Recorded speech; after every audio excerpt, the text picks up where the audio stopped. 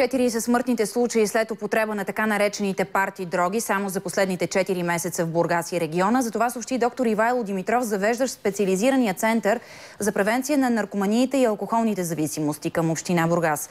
За този тип стимуланти на изключително достъпни за младите хора цени календар информира още през лятото. Към момента все още няма закон, който да спре продажбата им под формата на тор за цветя или соли за вана.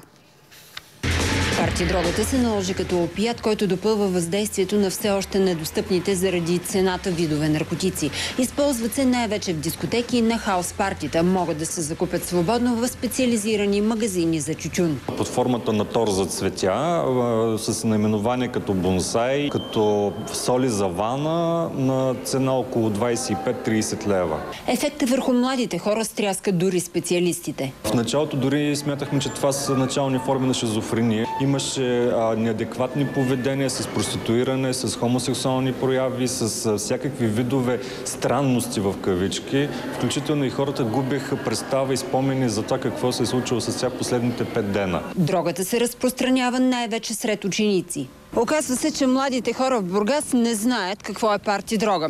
С традиционните стимуланти обаче всички са запознати. Колко пъти си опитвал? 2 или 3 пъти. А откъде се снабди? То всеки може да звъни по телефона, искам и да се оговорят. Насякъде се продават, въпросът е неизбежно в момента, насякъде всеки втори е сигурно употребява.